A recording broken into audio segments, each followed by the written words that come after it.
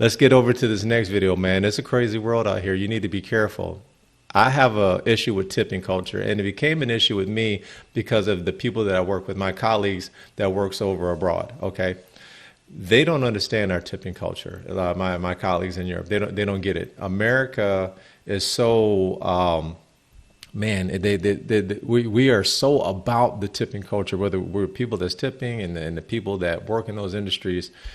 My colleagues feel like the employers need to pay more. Why in the world are we paying for them? And, you know, my colleagues, you know, they said, hey, I do a great job. I travel the world. I don't get any tips to do my job. Why in the world should I pay someone extra to do their jobs? That should be the employer's job to do that. I actually agree, and I have friends and family and friends that are like families who are in this industry, man. They are servers, man. They are in the service industry. So let's take a quick look, man. This DoorDash driver was a little upset over a tip. Caught on camera in Vancouver, Washington. A man says he had to fight to protect his family when a now former DoorDash driver showed up at his home with a gun. That Crazy. Driver was apparently upset over how he was tipped.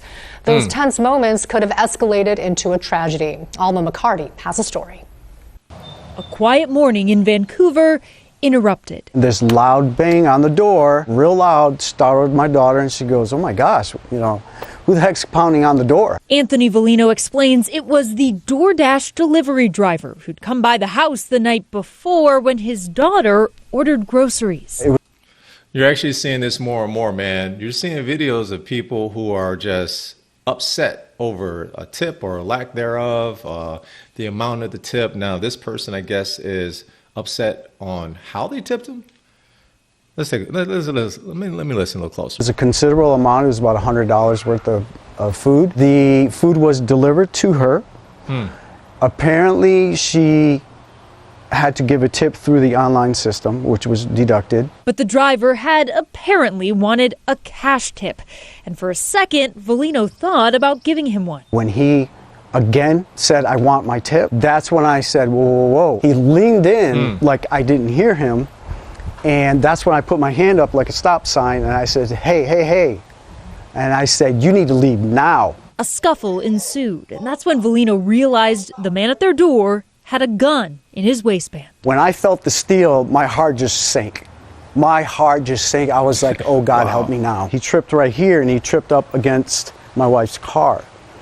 And as he was on the ground, I came about right here and I leaned over and I cleared the handgun. Vancouver police arrived soon after, identifying the suspect as Robert Delahant and arresting him. A spokesperson for DoorDash told KGW that the company has a zero-tolerance policy for harassment of any kind.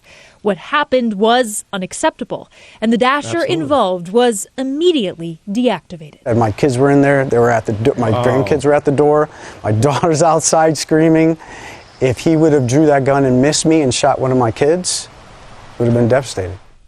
That was Alma McCarty reporting. So the suspect faces felony harassment, DUI, and assault charges. Neither he nor Volino were injured.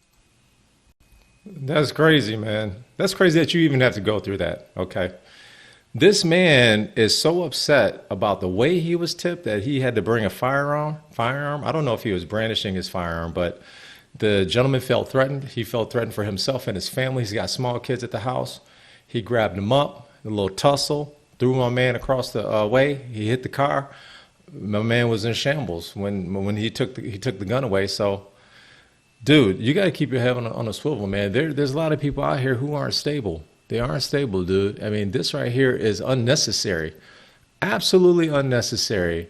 Something tragic could have happened. I mean, luckily, this man grabbed the gun, took care of the situation, and avoided anything that could have possibly happened to his family. But he still has to live there. This is his home. What's keeping this guy from coming back? I'm hoping that nothing happens. Hopefully this guy gets handled.